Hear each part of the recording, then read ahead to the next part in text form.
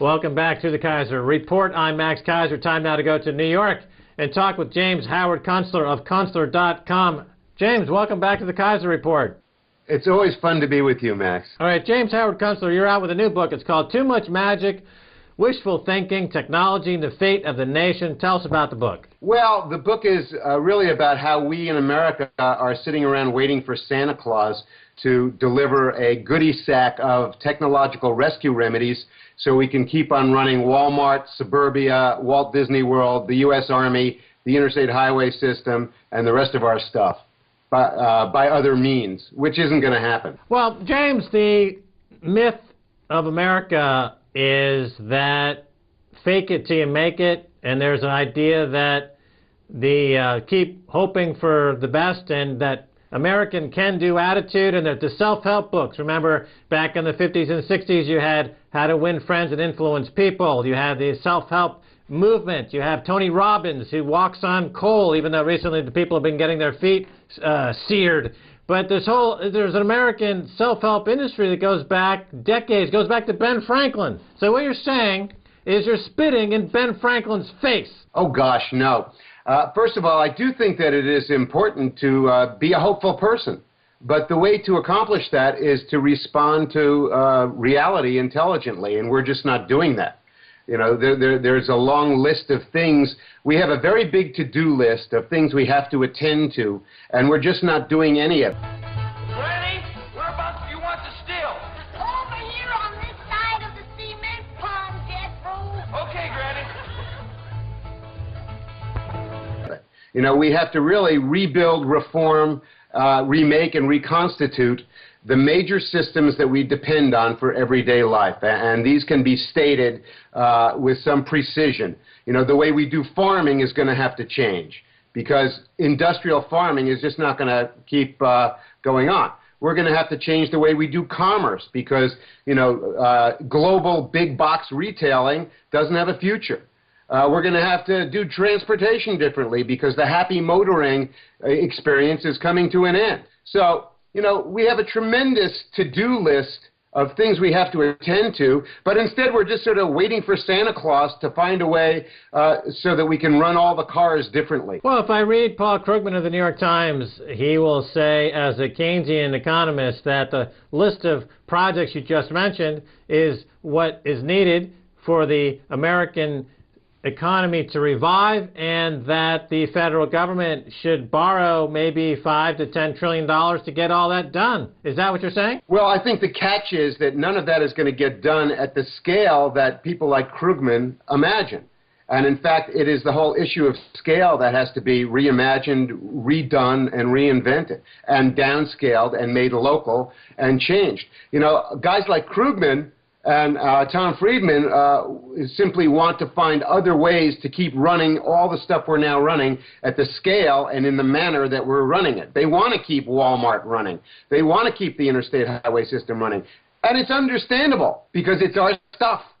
And it's already running, and we're used to it, and it makes us comfortable. But I think the mandates of reality are different, and they are giving us a different signal that we have to make changes. We are now compelled to make changes in the everyday life of an advanced society, or at least, let's say, a society that wishes to continue being civilized. Now, James Howard Kunstler, I was reading a blog piece by a billionaire who lives out in the Hamptons in New York, and he was expressing genuine fear that he could see where the populist uprising could result in people finding him and his buddies out there and seeking retribution for having destroyed the economy.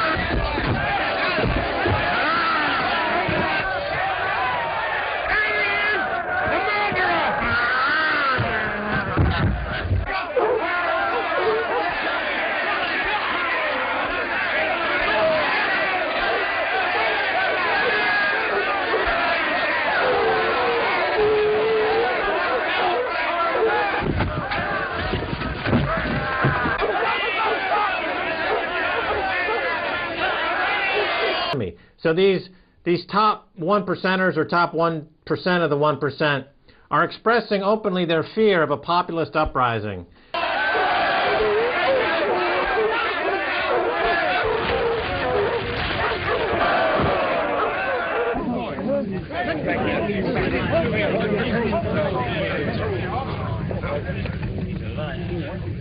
Frankenstein! Frankenstein! Bring him down to the village and let's take him home.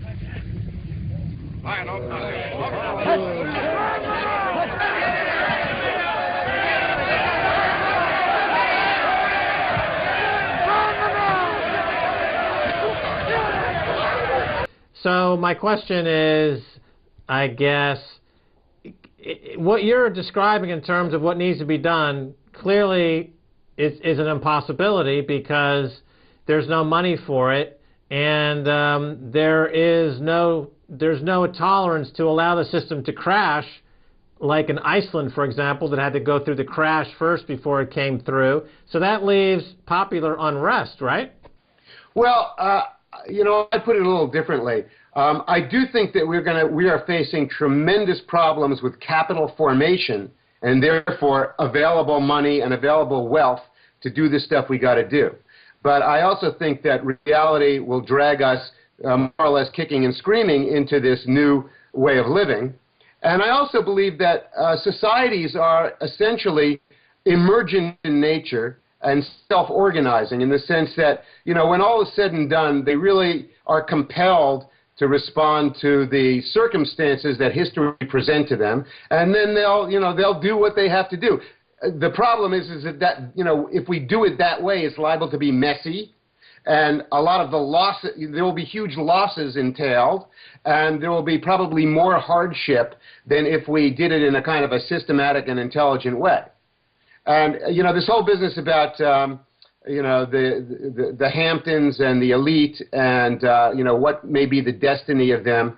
I think that in history, what you get is revolutionary times that are simply not evident until they happen. Until the moment that these tipping points are reached and these moments of inflection are reached. No one believes that it's unsafe to be behind a privet hedge in East Hampton. You mentioned capital formation, that there's a requirement for capital formation. But today, we've got central banks who are keeping interest rates near 0%. And of course, if interest rates are near 0%, the currencies that represent those interest rates don't offer any return on investment, so they don't attract any investors. And if you don't have people invested in currencies that are generating some kind of return as some savings scheme, then you don't have any capital. The capital is based on savings, and you can't have capitalism without capital, and yet these central bankers feel that you don't need capital to create a system of capitalism. There's no interest rates attractive to anyone out there, so you end up with all of the activity, all the primary economic activity in the G20 countries is almost entirely speculative. It's just gaming the system, playing game theory, trying to figure out what one hedge fund's doing versus another hedge fund. There's no productive capacity being expanding. The wages have been stagnant for decades. The consumer in America has been stagnant for the last 5 years. So there's no capital formation at all. And these interest rates, as long as they're near zero, there will never be any capital formation. So what about the policies of Ben Bernanke and the ECB and Bank of Japan and Bank of England? How culpable are they in this crisis? Putting aside for a second their involvement in the LIBOR rate rigging scandal, just their overall policies of ZIRP, zero interest rate policy, Howard Kunstler. Well, I go even further than the picture that you're painting. Really, our financial system has come to be based on nothing more complicated than a chronic accounting fraud. And we're now engaged in the very dangerous business of constantly, really incessantly trafficking in lies and dishonesty and telling ourselves things that are not true. And reality has a very close relationship with the truth. They are best friends. And when reality and truth become divorced from each other, you're putting your culture and your society in tremendous jeopardy.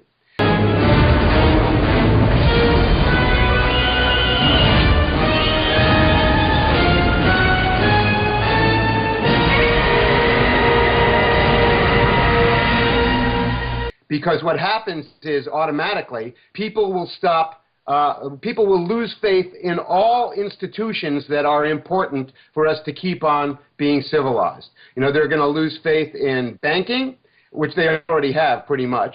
They're going to lose faith in what our currencies represent. They're going to lose faith in government and governance per se. And, you know, you're going to end up in a situation of cultural disorder, probably enormous cultural disorder. So as we traffic in untruth and we base our banking system on accounting fraud, we are courting catastrophe. Yeah, well, there's no doubt about it. Anybody who's not directly benefiting from the pillage going on in the economy to benefit the top 65,000 people in the world with net worths of $100 million or more is being subjected to enormous pilfering and larceny, and not only directly out of their accounts. Let's say Jamie Dimon taking MF Global money out of segregated accounts directly to cover his bets, but you also have an advance in computer algorithmic trading that will do this stealing for you. There's a new fund out, James. It's an algorithmically driven fund that mimics superstition. So it avoids the number 13. It avoids popular superstitions in order to create a fund that capitalizes on magical thinking. So you're saying there's a problem with magical thinking, and what Wall Street is saying is let's create a fund that has algorithmic trading bots that go into the market and trade based on the majority's view that magical thinking will solve the problem.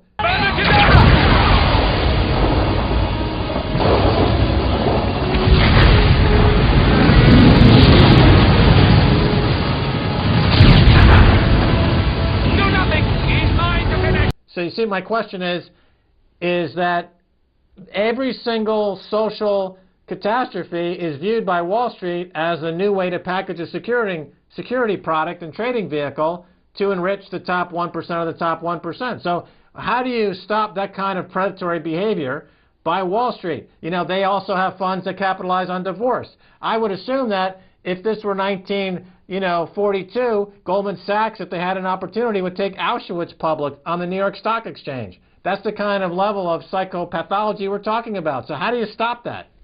Yeah, that's very interesting. I think Goldman Sachs would be probably trafficking in Auschwitz gas chamber futures, right? We're in a situation now where between just immense amounts of intervention and high-frequency trading and outright fraud, the functions of markets are completely compromised, especially in terms of, you know, the very important function of price discovery, which means what is stuff worth. And if you can't tell what stuff is worth, you really don't have markets. And if you don't have markets, well, you're not going to have capital formation.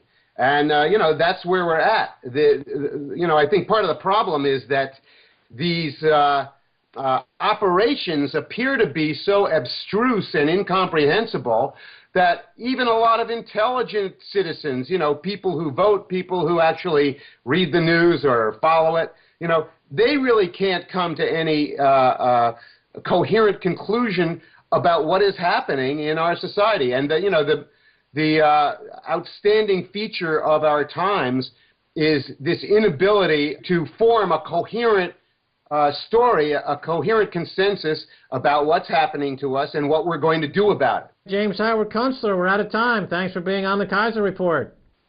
You're welcome. Lovely to be here as usual.